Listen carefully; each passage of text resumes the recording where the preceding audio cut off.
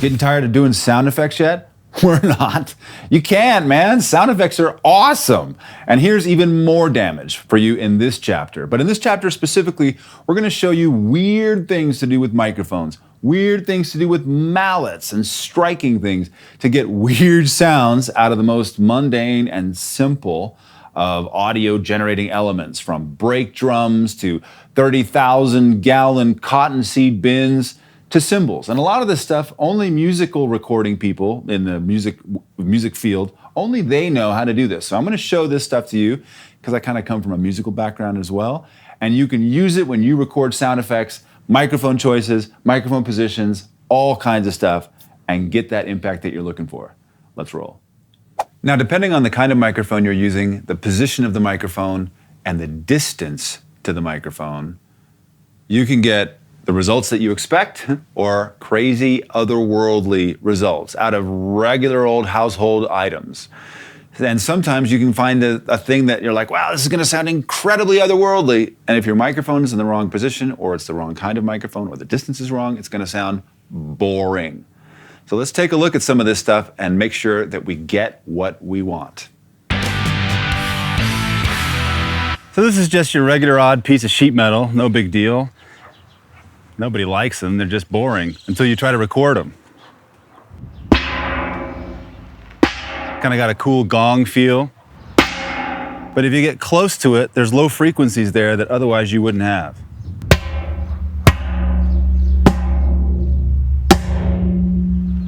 You hear it?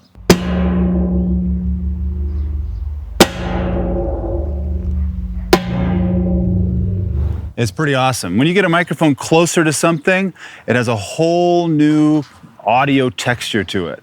So experiment with all kinds of microphone close, microphone far, and of course different kinds of microphones, and see what you can come up with. Let's see what else we can find. So here's a cool pipe we found just here in a bunch of these I-beams. Check this out.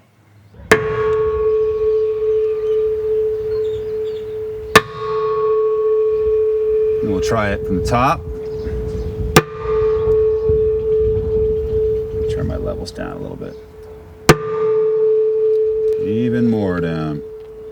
It's transients, it's those sharp, sharp sounds that if you're looking at it on a VU meter, you'll go over and not know it. So you have to be on the peak meter setting. Even there I'm going over. There we go.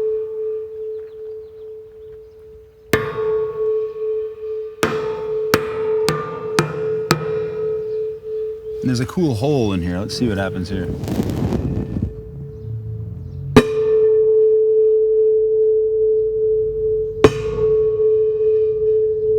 When you hit it from the side, there's sort of a rattle.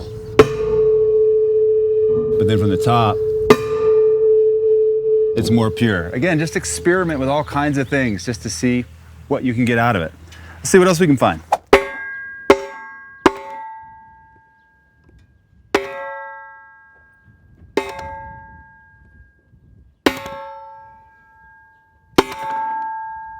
Again, it's a great example of when you're far, it sounds like one thing, but when you get close,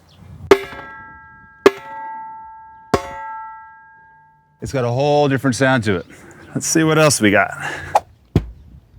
Whoa.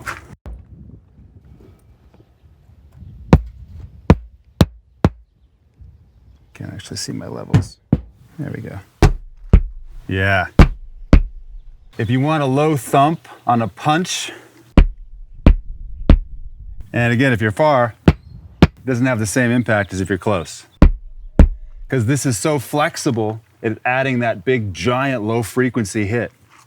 Let's see if I can get on this, see a better one.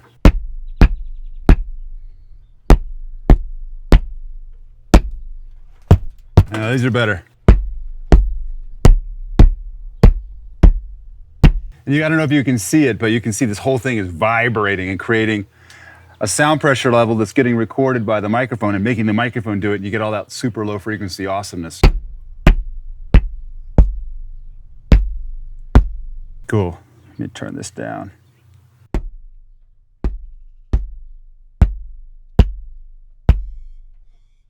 Really, dude? You'd think something like this would sound awesome. kind of doesn't.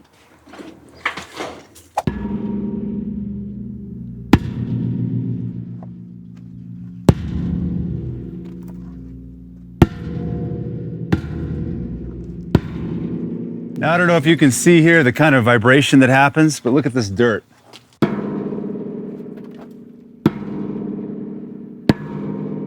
That's giant low frequencies. In fact, they're so low the mics can't actually pick them up. But I promise you they're there.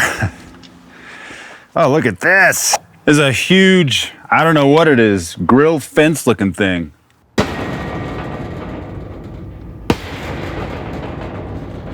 It's pretty awesome. That's on the big girder. When you hit it on the small one, you get kind of this gong thing.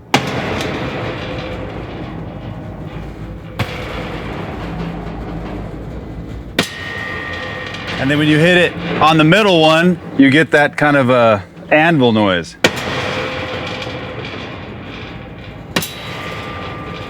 That's pretty awesome.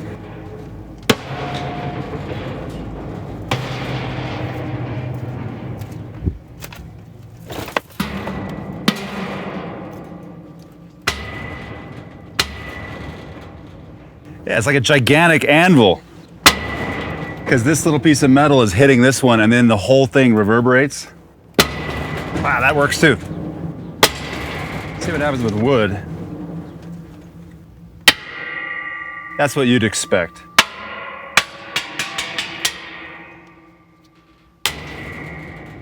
That's pretty awesome. Now, let's see what happens if we take this H6 and put it on the other end and I hit it from here. Because low frequencies travel much slower than high frequencies in a solid. Let's see what happens. There you go.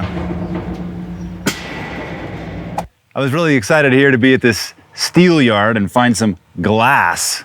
So let's fool around with it without hurting ourselves and see what happens. So we got large pieces here. This is cool. And I've got the MS mic back on so I can get a nice wide stereo field because glass has a very wide kind of panoramic field when you're breaking it or shattering it. And that's a little loud. Let's turn that down. Still a little loud. Turn that down. And notice I got lots of little pieces of glass here. And then as it falls on the little pieces of glass, you get that little shardy noise. Otherwise, it just sounds like, kind of like a plate. But it's when you add it to the little glass, well, when it hits the little glass,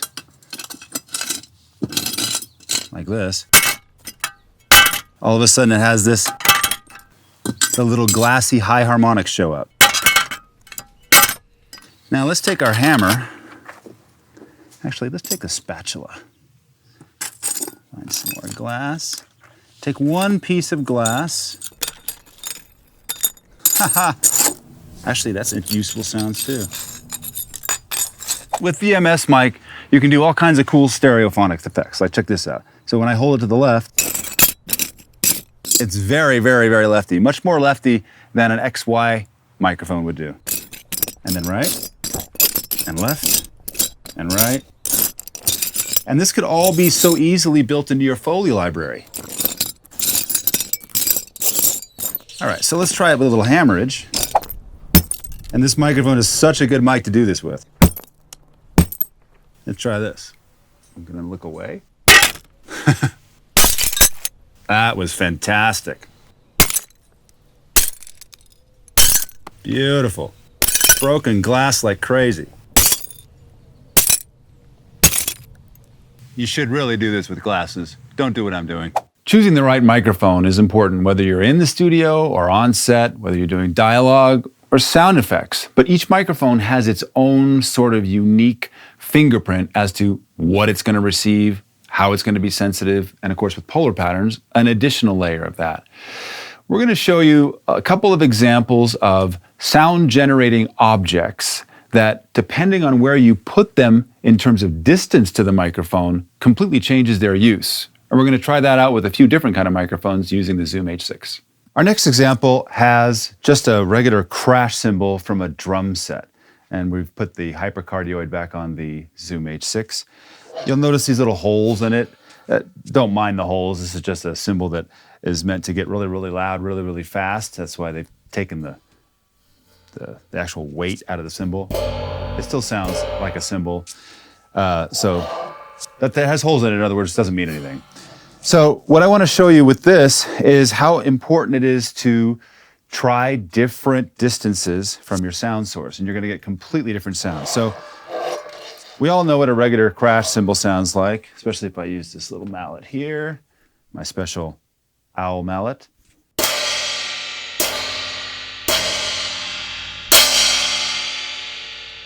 Pretty simple stuff. Sounds like a crash cymbal. But if we put it in the middle,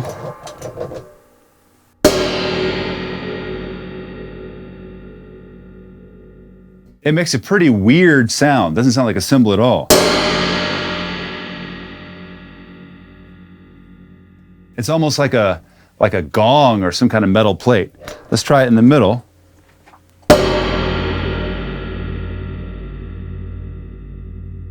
Which is pretty wild stuff. And the reason it's getting different sounds as it moves down is because there's less vibration here than there is way out here. Way out here, you're getting a giant flexing, bending bass frequency sound that is not able physically to be done up here. Let's try it way down here at the base of the cymbal.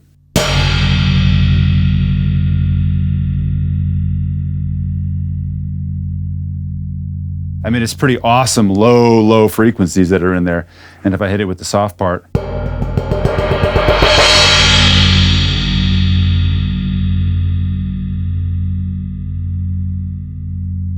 it's like the inside of a spaceship. And you can take this and loop it and run it backwards and forwards and get some pretty awesome sounds.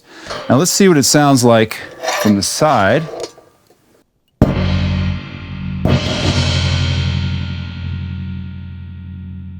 It's actually really quiet. You still get a little of the bass response because you're right here, very close.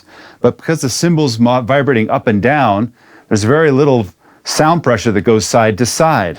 So let's pull it back just a little bit here and see what happens now.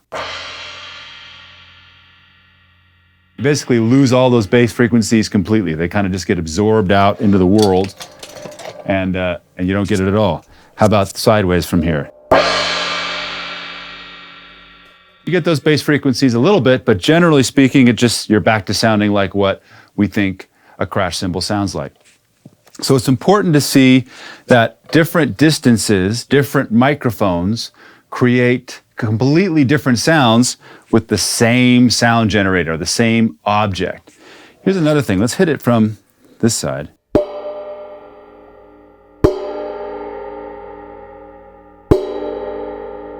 We're very close. Let me go over on this side so you can see better. It's got that huge pitch in there. And if we move out, it's like a crazy spaceship coming in.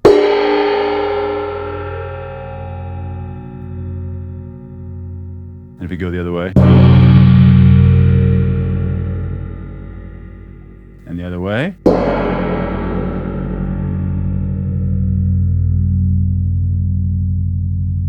Now I'm really close to this microphone, like a centimeter from it, but it makes a huge difference.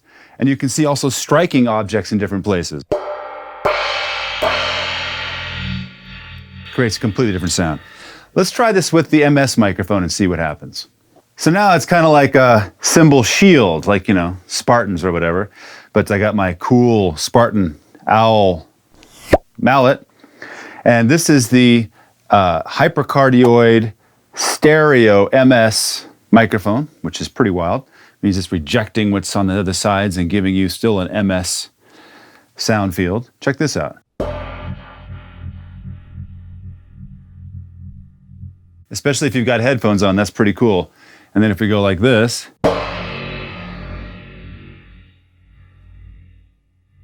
pretty awesome.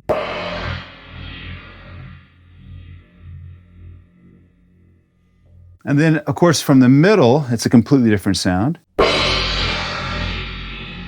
And if we use the hard side,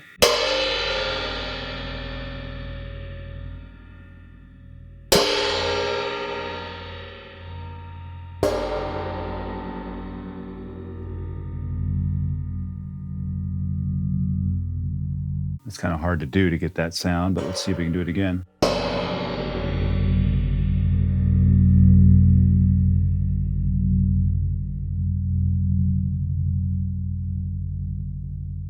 It's pretty amazing. Now, we talk about striking with various different things. I could use the hammer on this, but it'd be like way overkill.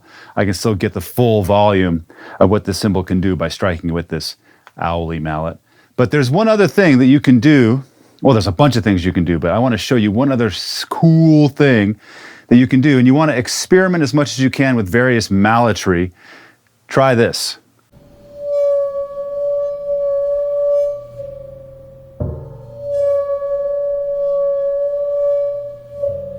This is just a Joby Gorilla tripod looking thing that you can bend around, but it's got these rubber feet things here to it.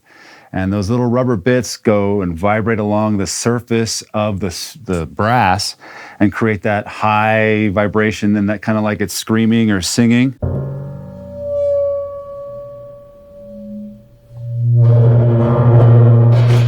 And you can get all kinds of other sounds out of it if you try different angles, like watch this. There we are.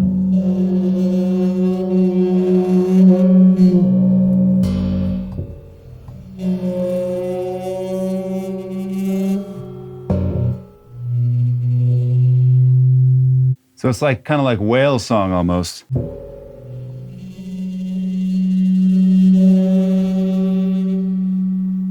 this.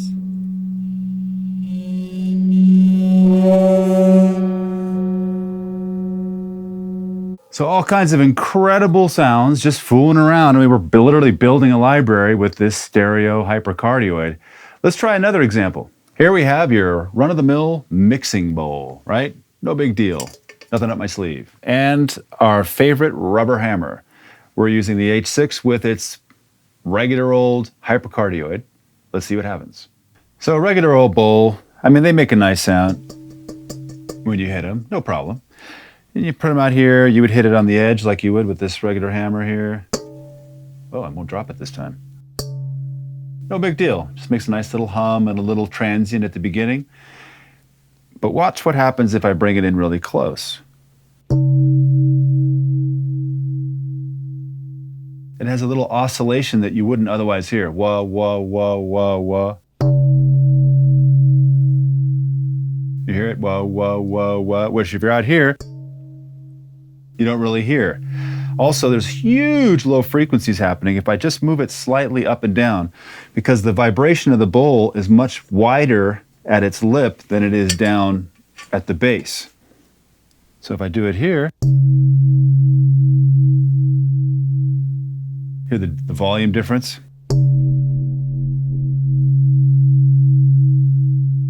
Huge volume difference. Completely changes the use of this sound versus this sound. Also, we have the middle, which I can show you. It's just, just your regular old middle here. And if we're out here, I'm going to use this wooden part. No problem. We're getting close. It has a nice kind of thunk bass hit to it because of proximity effect. Now, if I can hold it this way, has another whole pitch to it when we get very close. Very different sound than this. So where you put sounds in relation to microphones is a huge differentiator in what you're going to use it for and how it sounds. And here's another cool thing you can do. If I grab this really, really tightly. Let's go like this, actually. I'm going to use my left to do this.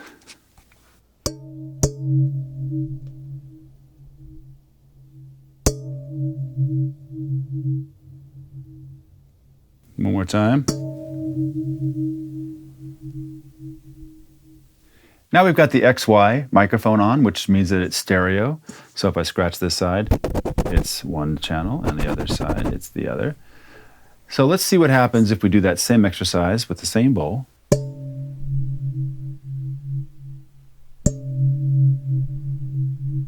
It's pretty awesome. Let's try it with the handle with more high frequencies. And I'm just going around in a circle like this. Let's just go up and down.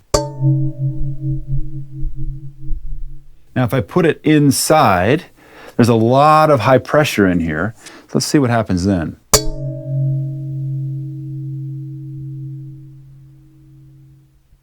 You get that super low tone.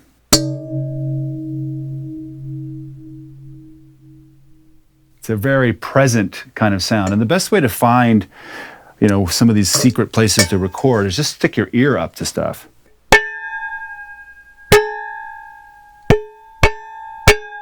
I mean, that sounds very different than this.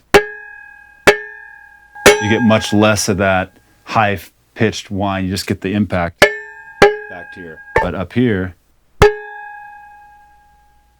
you really get that whine. Let's try it with the MS microphone. See if I can get a better hit out of this. And then with the handle.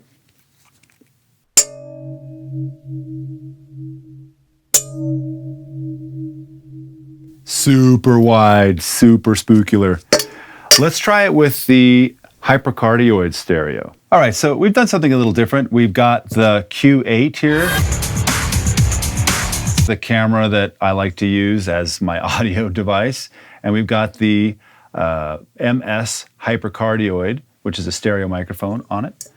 Let's see what happens with the bowl when I get it into the right hands. Now. It's pretty wild. It's very similar to the actual MS mic, but because it's a hypercardioid, it's projecting less, or rather it's projecting more of the exterior of the room and background noise.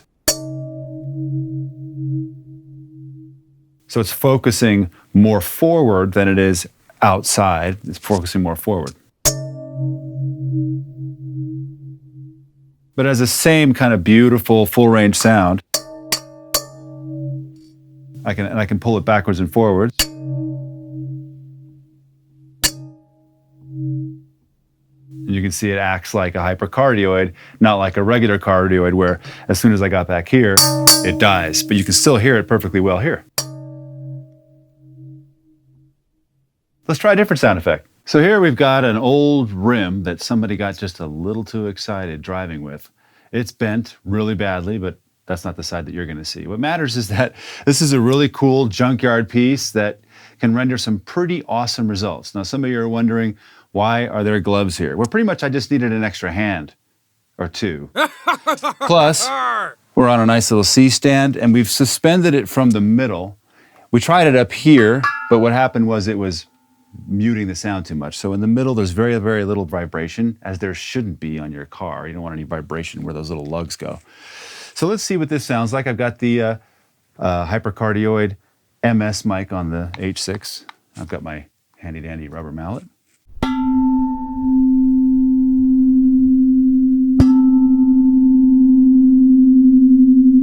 It's kind of got a nice little two-tone sound to it, almost like a bell.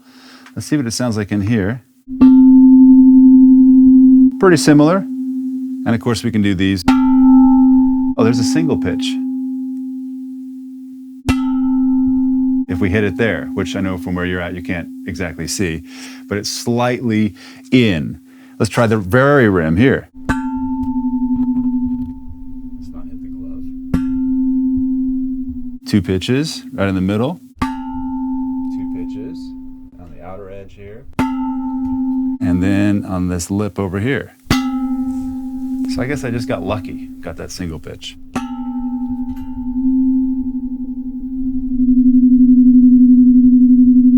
And if you were out in the room, you wouldn't hear that this was still ringing, but with this microphone super close, it goes to that single pitch. Let's see what happens at the whole life cycle of this sound.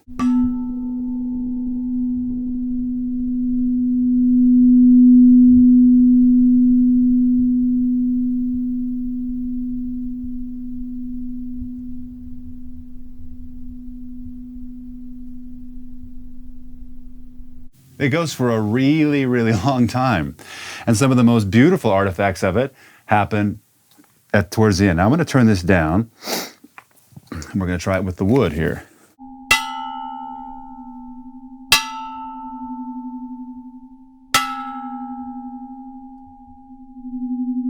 Still got that fundamental, but there's some other high overtones here.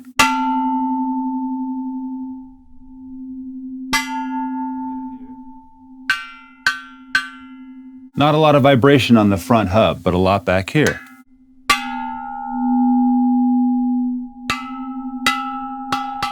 All kinds of good stuff we can do there. Let's try it with a metal hammer. Now this one we got to be really careful. This is going to be super transient. See how we do in the levels.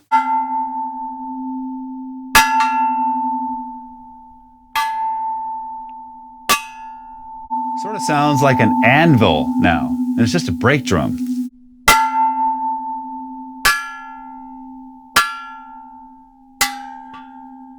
Especially this outer edge here.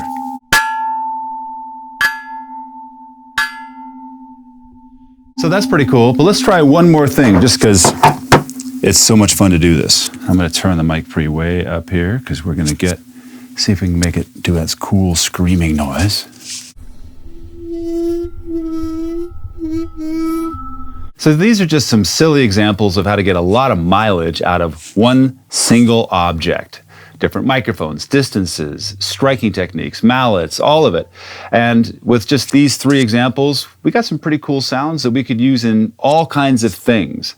So I encourage you to build your own library, have a great time, and fun is the key.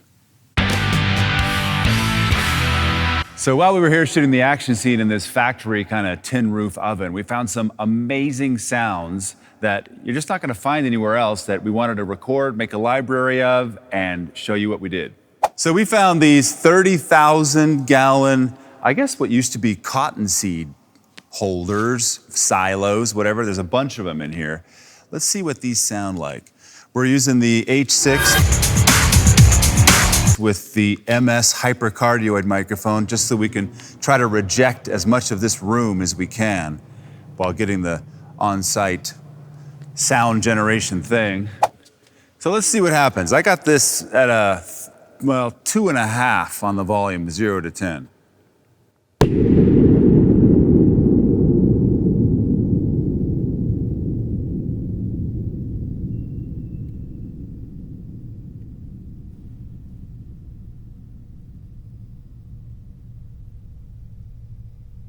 What? It's still going. I mean, it's going a long time.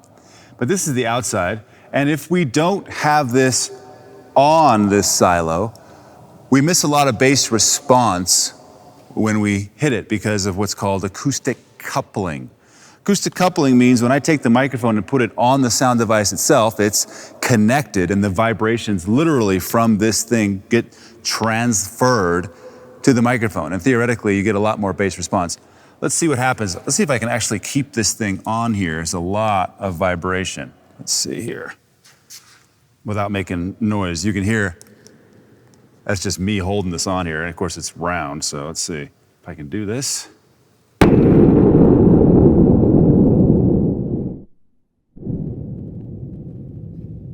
Way too loud. So let's turn it down. I got it at a 1 now.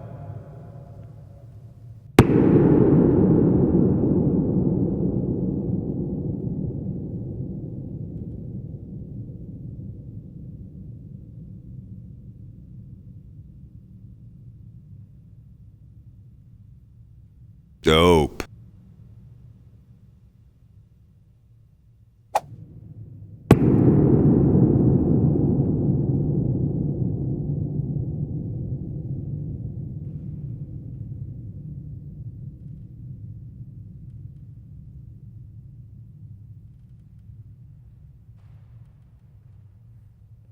And of course, the issue you have is, well, Mark, why don't you just put this on like a rubber thing so that it doesn't make the body noise that you're hearing on this? Because we're hearing, because this is round, it's actually impacting the body of this, and there's so much vibration, it's rattling. Well, if you put a rubber thing on this to protect it, then you don't have acoustic coupling anymore. So it's a give and take. But the other cool thing that we found was this little hole right here. Now, I have no idea what this thing is for, but all of the air that is in this giant 30,000 gallon thing is accessed through here. And if you hit this, you can actually feel the air coming out of there, which obviously you can't. But let's see what happens if I stick this thing in here. Yes!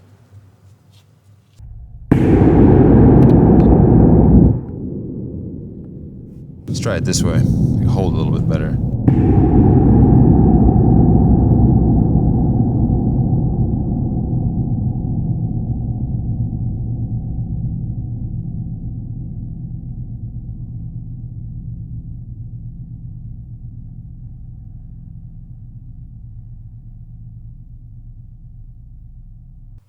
It's a completely different sound. It's also a lot more mono because the sound's just in there circling around, even though this is a super wide mid-side microphone. It's just circling around in there. But watch what happens if I make contact, and again, acoustically couple. You can hear my voice in there. Hello!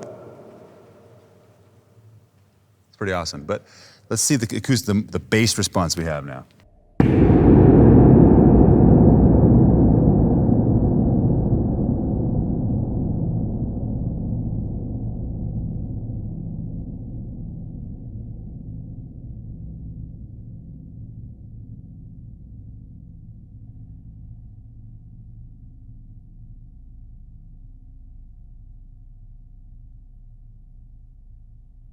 Again, different mallets, different things. Watch what happens if we hit it with this.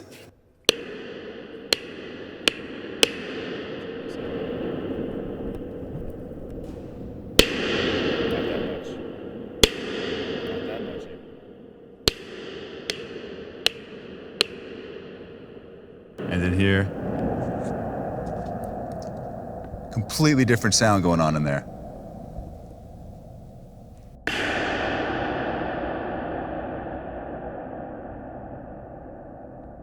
In fact, let's get a good one with the acoustic coupling.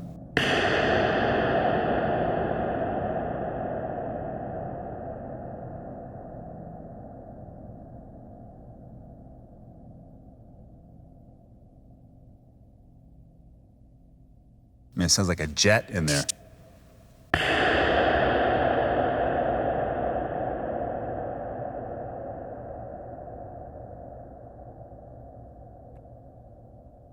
Cool. Now there's something else that we discovered. I didn't discover it. Our man Josh discovered this. So Josh, Hammerman, check out. So we were on set yesterday. We were shooting the cymbal, which you may or might not have seen, where we can show you how to use special tools to make a cymbal scream. And Josh here decided to take our metal hammer. Show him what you did.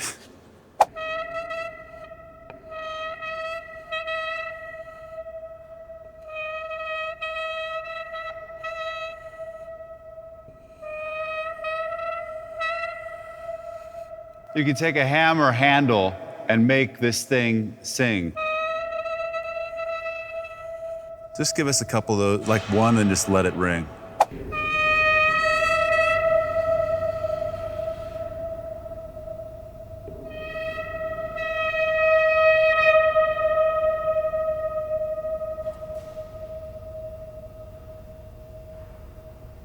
Which is pretty awesome. But then what we discovered is if we take that sound and we stick it in a little hole here, I'm gonna just rest this in here.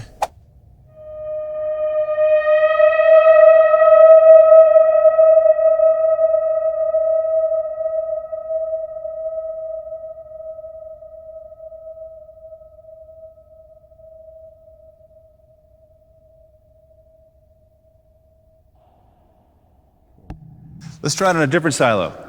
Let's try this. Oh, it's got rust.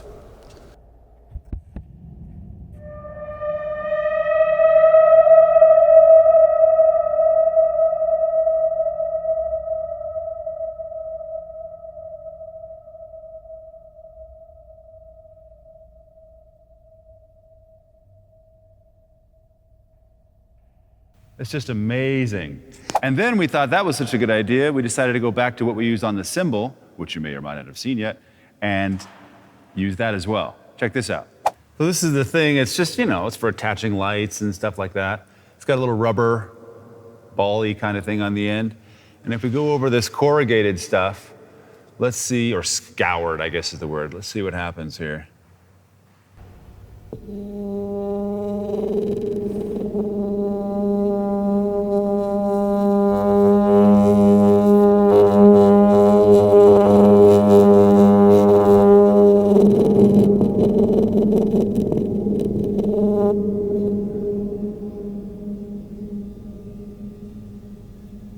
It's pretty awesome, but let's put this in that hole and see what it sounds like.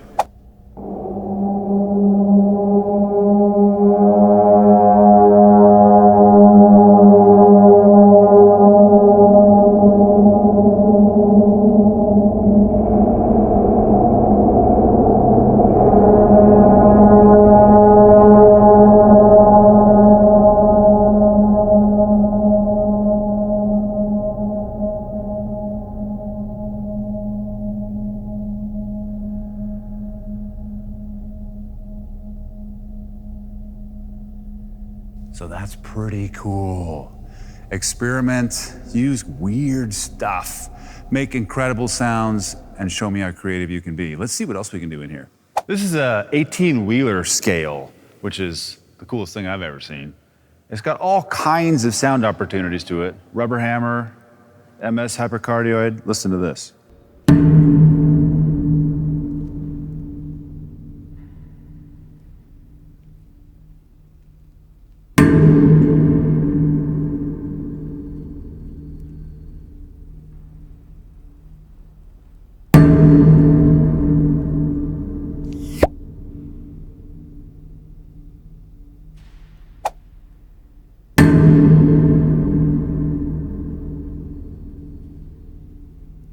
Now, if you can see these little red lights on the H6, when they go over, they flash. Now, if I leave this volume the same, if I don't change anything and I go to the wood, you'd think, well, that's a lot less volume. It should be quieter. Watch. See them flash? You're going way, way over. So high frequencies in this context are being a lot louder than the low frequencies. So we'll turn this down for the wooden handle.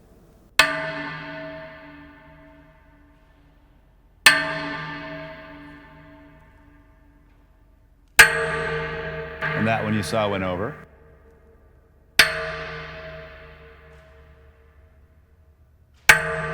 And that one did too, so now I'm just going over. We'll turn this down a little.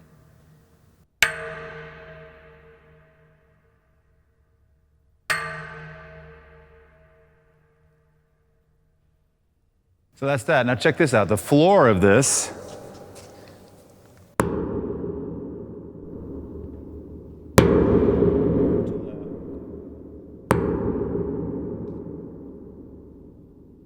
is really cool. And if I set this on the floor carefully,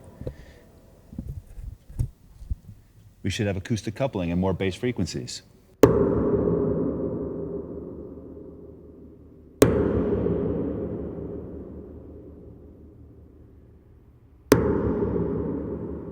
And the same thing with the hammer handle. Not a lot of low frequencies to be given out there. But if we use the metal hammer, now this has all kinds of high frequency properties. In fact, you can make this a sound design element all of its own.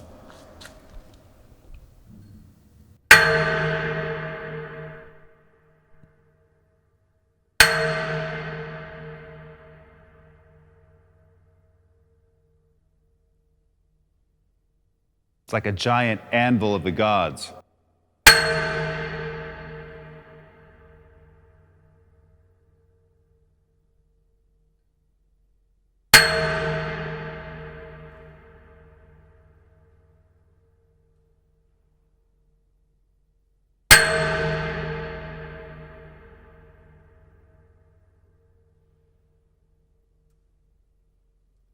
And then the floor,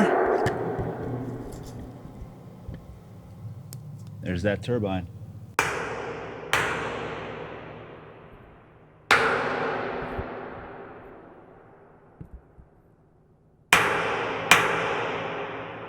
This is 60 feet, and it's a big, long piece of metal. Watch what happens when we send Jacob to the other end, and he hits it over there.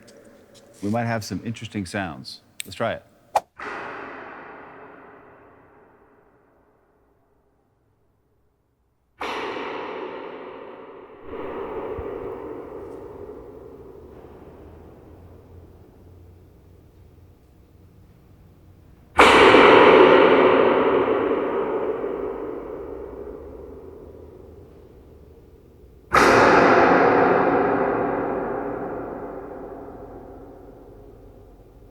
So because sound travels through solids way, way faster than it travels through the air, you get a pretty wildly different sound over here when he's 60 feet that way.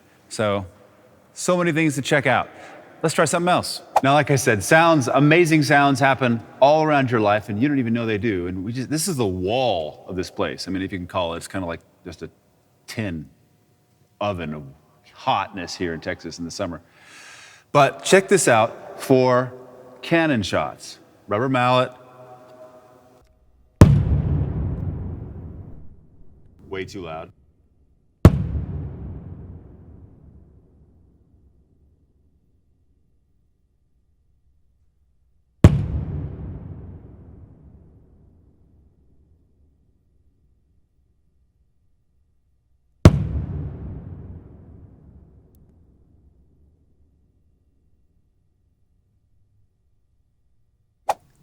And you're like, Mark, that's so cool. Okay, we're done, right? Yeah, but there's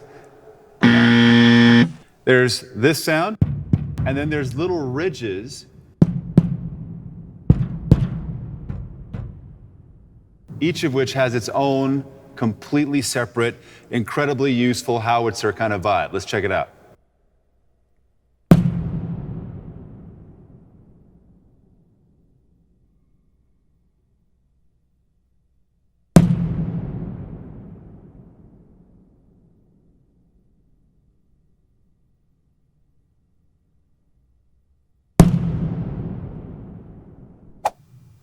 Now, when you're doing this, sometimes it's hard to just get one hit. Sometimes you get,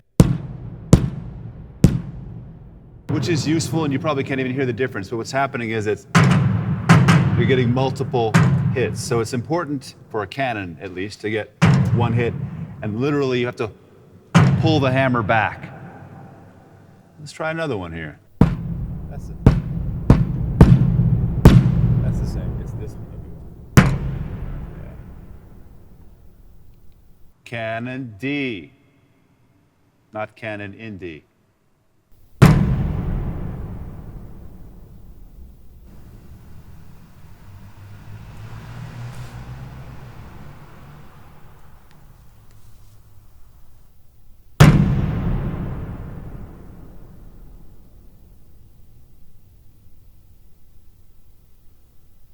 Well, we saw this thing on the floor and we were like, oh, great.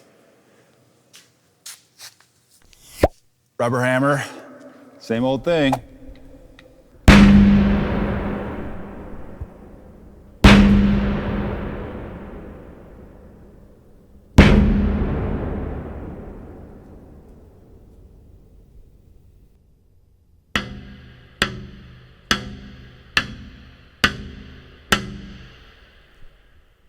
Pretty cool.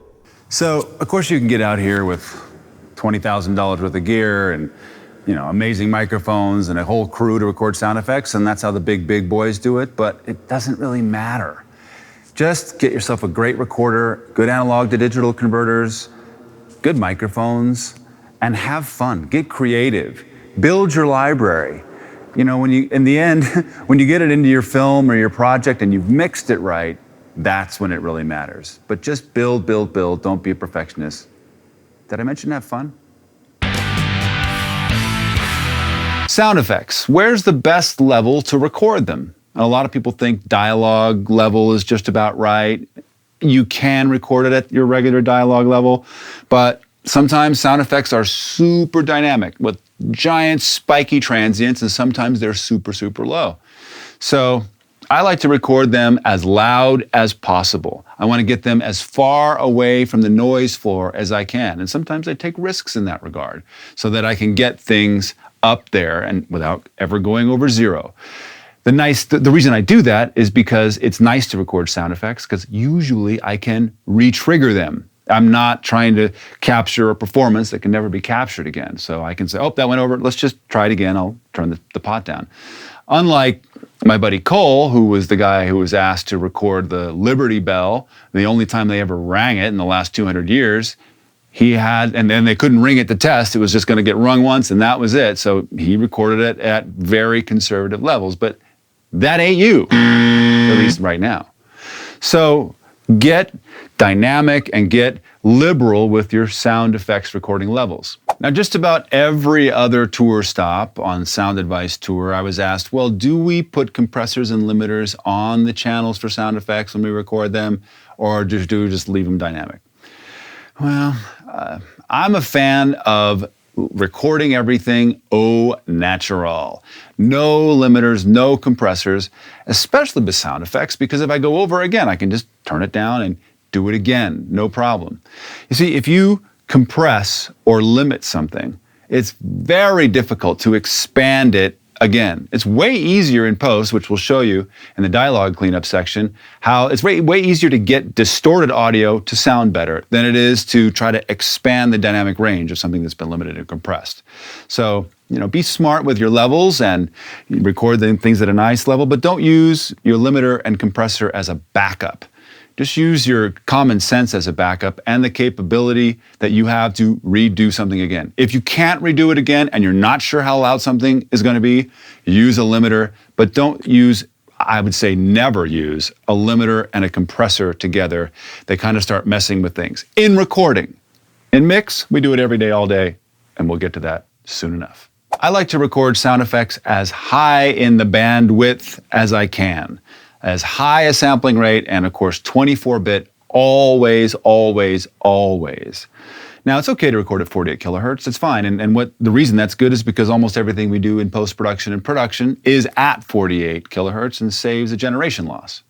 There's always a generation loss when we resample things. So if you want to record at 48, that's fine. But there's no telling what our actual production frame rates are going to be when we get 5 years from now. Could be 96 kilohertz, could be even higher. So whenever I can, I try to record at 192 kilohertz. My favorite frame rate. Takes up tons of bandwidth and hard drive space. But look, hard drive's cheap.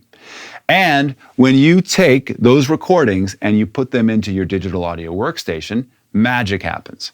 And some of you are like, come on, man, dude, there's no way you can hear the difference between 48 kilohertz and 192 kilohertz. And I'd say, you know what, on the whole, you're right. Now, I can play you some music that makes you go, wow, that's definitely 192. But I'll grant you that. But what I won't grant is that once you get it into a digital audio workstation and start processing it and working with the sound and adding EQ, especially reverb at 192, it's like you've died and gone to heaven. It's like you're up there with the angels going, wow, this is awesome. And then when you burn it out to 48 kilohertz, that down convert usually goes really, really well. Now look, it takes a ton of computing power and again, a ton of hard drive space, but if you can record your sound effects at that level, when they process, if you bring them in at that level, 192 kilohertz, they're going to be awesome. 96 kilohertz is also better for most recorders. I'm not going to say all recorders. Just because it's a higher frame rate doesn't mean that it's a better sound, especially if they've put a cheap old analog to digital converter in there. But 192, if they've got a machine that'll do that, all the technology and hardware that's in there is going to sound great, be solid, and give you a good recording. So all this to sum up, record your sound effects as high a frame rate you can, always at 24 bits. Recording ambiances is easy and hard. Depends on the gear you've got. I'm using the Zoom H6. It's got the XY attachment on it. I know it's hard to see. It's in this dead cat. Very hard to get it on there just right, especially when you're in the wind. We're into like a 20, 25 mile an hour gusting wind. When you do it though, you want to know what kind of head you have on here and what its polar pattern is. Now the XY head is basically two microphones in phase coherence is what we call it when there's no phase issues, so that when a sound comes from the left, it gets recorded in the left microphone, from the right in the right, and when it comes to the center, it's balanced in both. So you have a really nice panoramic field in 2 dimensions all the way around, 2 channels only. When you do your ambience recording, usually it's a good idea to be quiet. You want to record the ambience that's around you, the birds, whatever it is. That's what makes an ambience great. It's also an even better idea to send your crew away. Because all it takes is one of them, I'm on rocks right now, one of them and their little feet to move slightly and a rock moves, and now it's not an ambience. Now it's a beautiful recording of your crew person. Why is that? Well, because you have to turn up your mic preamp really, really far. Normally we want to record, minus 10 dB, but that's your average when we're doing dialogue or sound effects. Ambiences obviously are really, really, really quiet in comparison. So we want to raise that up unnaturally high. Not so high that the mic preamp is making noise, not so high that you're peaking or getting anywhere near 0, right? We don't want any of that. So keep it, minus 20, minus 15, somewhere in there as your average recording ambience volume. Your minimum recording time should be no less than 60 seconds, ideally 2 or 3 minutes. So we're just going to record the XY mic for 30 seconds out here in beautiful outback of Texas, just to give you an idea of what you get on this microphone. And then we're going to try a few others. Here we go.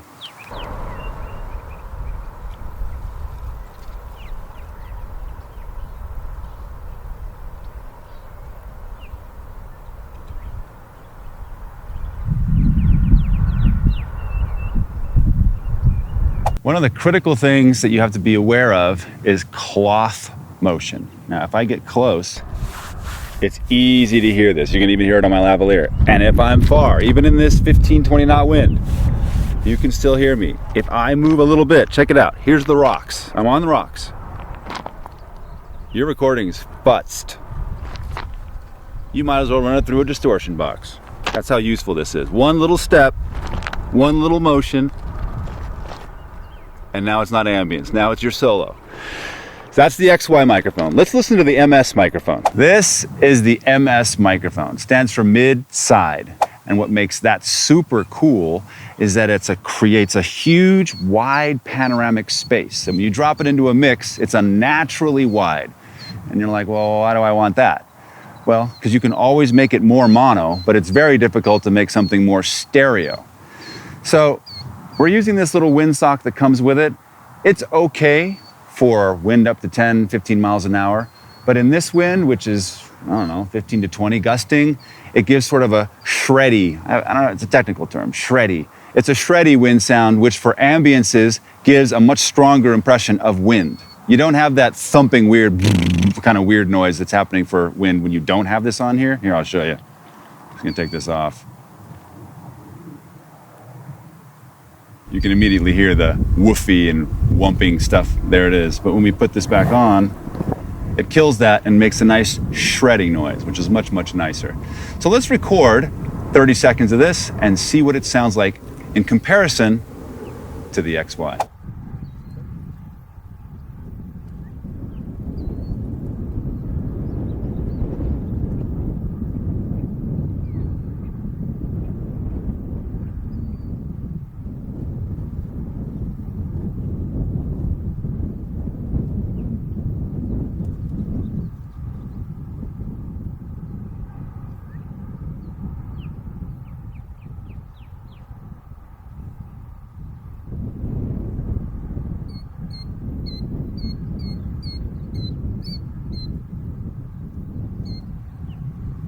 That was nice, that bird right there. Now you'll notice in the background, the MS mic has a lot more of the traffic noise. You might not have even noticed the traffic noise with the XY, but with the MS, it's back that away. It's coming in very strongly, and any of that mono center stuff's being rejected. So what you're left with is only this. So you're gonna get a lot more of whatever's on that side. And that's the MS mic. Let's listen to what they sound like, A, B together, XY and MS.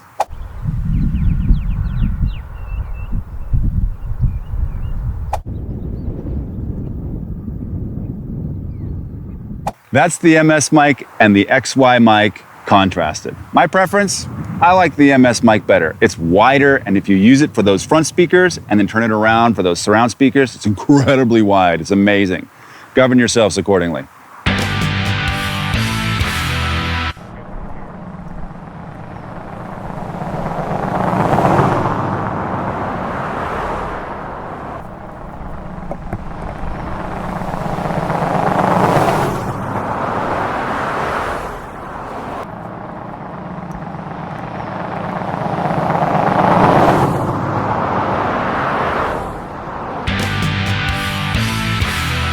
You heard me say throughout this education, record lots of microphones, but only use one in the mix. And that's absolutely true, unless you have a sound source that's moving.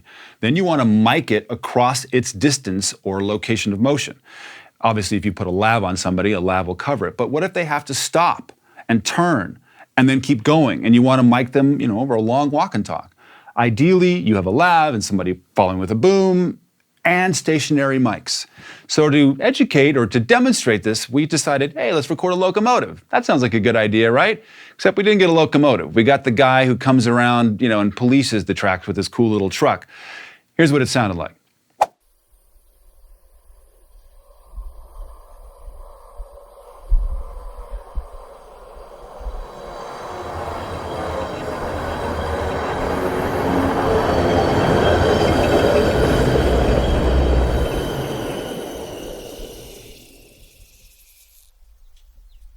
And then come out and tell us that, usually guys get arrested for doing this kinds of things next to the tracks. Apparently, you gotta be 50 feet away from the tracks. Well, we didn't know that. Fortunately, he didn't arrest us, because usually the guys in Men in Black do that. The Men in Black, there they are again. But fortunately for us, he was nice, and we were able to get a good recording of him. Here's how we did it. We used NTG3s up high in order to get all the cars as they came by, which they didn't, but the approach all along the way, including the sound of the little wheels on the tracks, that high sound that they do before the train comes. Then at the point of impact, where we wanted the feel of the train to pass us, in the shot, if you will, we had the H6 with the MS microphone on for a maximum stereo field. Then 20, 25 feet behind that, we had the Q8 running with an XY pair, so we would get kind of the depth and a width of how big the expanse of the train was. Then we mix them all together, but we don't put all the microphones up at the same volume the whole time. Why? Because of phase issues. The same reason we don't do it on set. Although the microphones are really, really far apart from each other, there's still going to be some phase issues if we just throw them all up, all the faders up. Here's what it sounds like if we do that.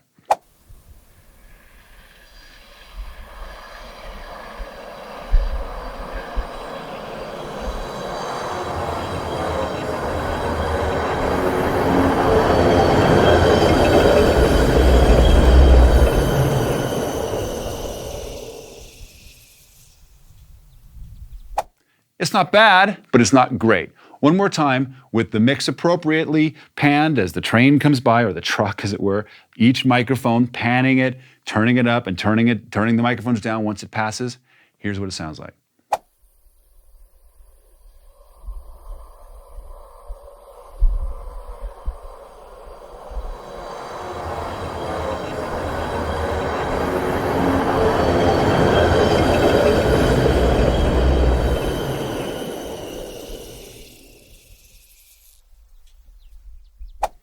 So you're like, Mark, are you saying we got to use all our microphones now?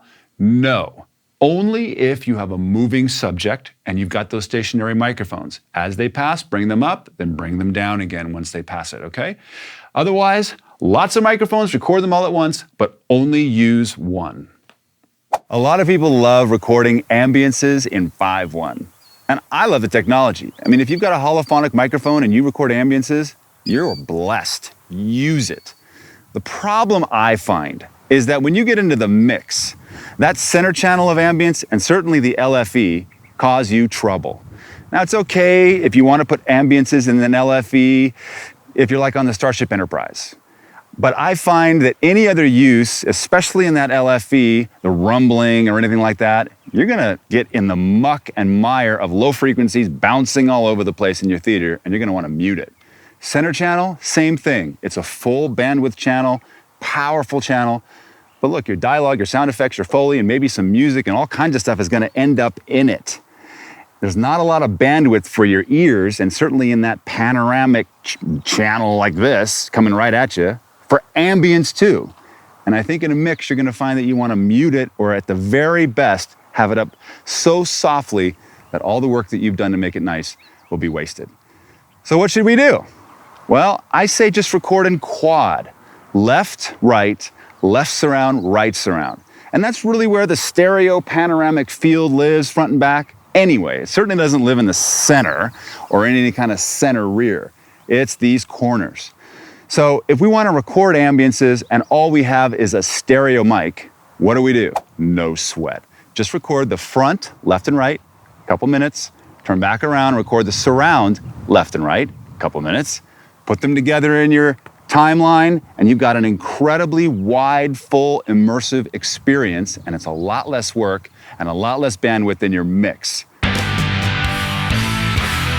So what I'm about to show you, we've done in the Foley section, and it's super useful for sound effects as well. We're gonna show you here. Putting sound effects, one on every key of an 88 key or a smaller keyboard. You don't need piano chops or anything like that. You can use each one of these keys like a button.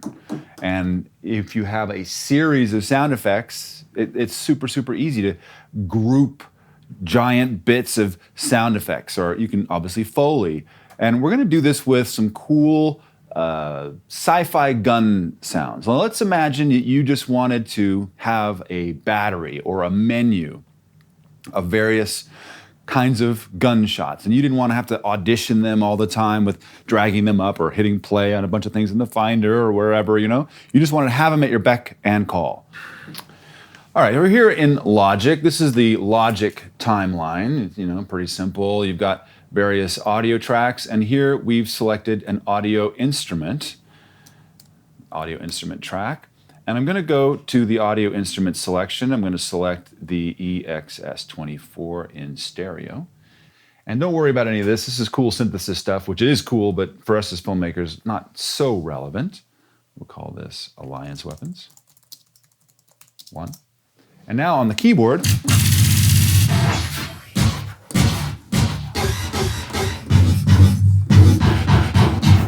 I've got a whole menu of stuff that's available to me. I left some of those bursts in there. And the other thing that's cool is it's velocity sensitive. That means if I hit it really easy, it's quiet. If I hit it hard, it's loud. And you're like, well, Mark, how do we use these? Well, if you had picture, you could pick which note you wanted. I like that one. But maybe I want that to be the attack of a burst.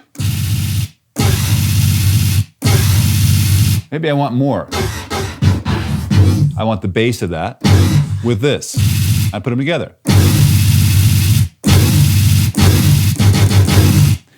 So what you do is when you either find the picture and you can drop it in sync, or what I do is just build it as a sound effect all on its own. And we do that by doing this. This is in MIDI.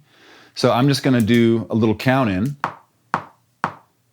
And then on the downbeat of bar 3, well, right here, there's bar 3, I'm going to press the appropriate notes. Now I'm not gonna record audio, I'm just gonna record this sound, that one, and I don't remember what it was. There it is. I'm gonna put that together. So this is A, G, and D. Here we go.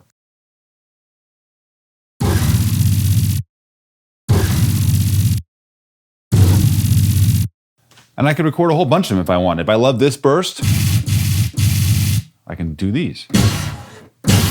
Or maybe this. Or this. What about this? How about this? Maybe a little of this. I got a whole bunch of different crunchy sounds that I didn't have moments ago. I can even do this.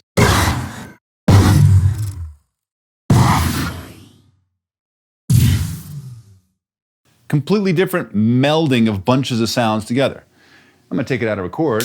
And you can see here in this area, that's just MIDI. There's no audio that's been recorded. In fact, if I want to edit it, I double click and I get this window here. Well, there's the score window. Thank you very much. Let's look at the piano roll window. Let me move this up. I'm gonna do it this way so we can see a little bit more. This is a MIDI representation of what I have played while we were talking there. So if I go back to bar 2 and I hit play, so these are the individual notes. That one, that one, that one. Here are these. And if you're like, well, that's cool, but I want to change the note a little bit, no problem.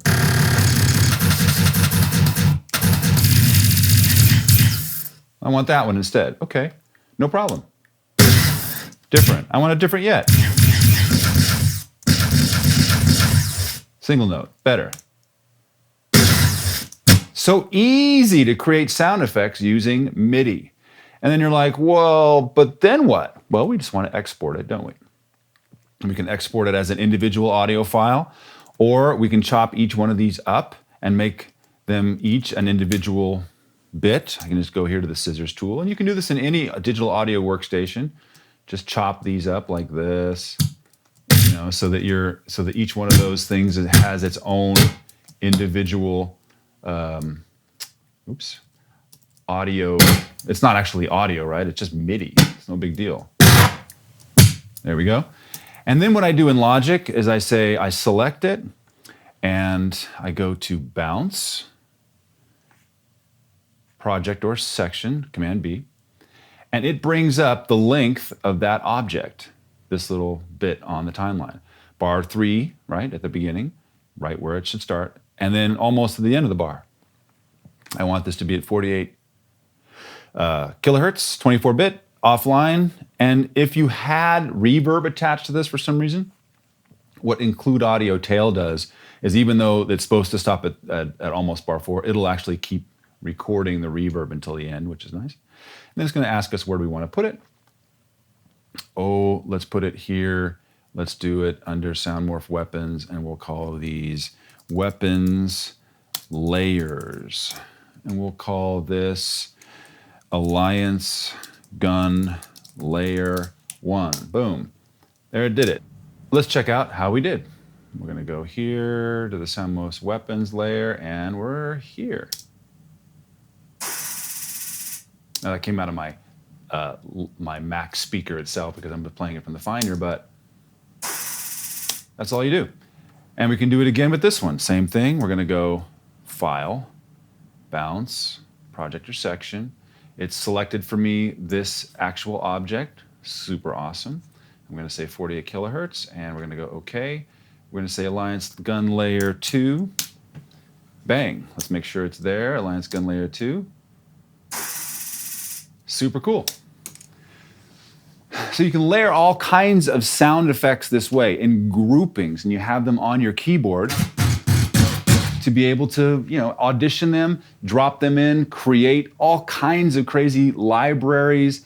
And then that's not all you can do, right? We can add plugins to the instrument itself. Let's say we wanted to add a little flanger to it, all right? Try this. It's still all in MIDI. I'm gonna go here to Audio Effects, Modulation, Flanger. And you can find a flanger in any digital audio workstation, right? Just with it off. But this, super cool, right? And you can have this on any of your bounces. So you could bounce all of these out and have them dry, bounce all of them out with flanger. You can do all kinds of other things. You can just add simple reverb to them if you want that. So it's a really super flexible way to start messing with your sound effects before you actually even get them into an audio file. So bringing them in from a keyboard, triggering them here, playing all kinds of combinations of them that you want, then affecting them, building your own libraries from other libraries. It's a super easy and awesome way to deal with and create your own sound effects libraries. If you walk away from this chapter with anything, I want you to walk away with this. Sound is happening all around you.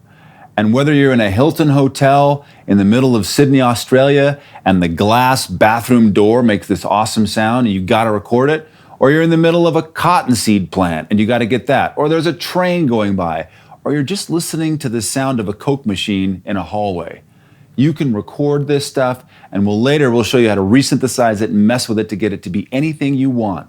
Heck, you can even use a pig scream to sound like a woman screaming. All of these sounds are always around you, bathing us. Get in the habit of listening.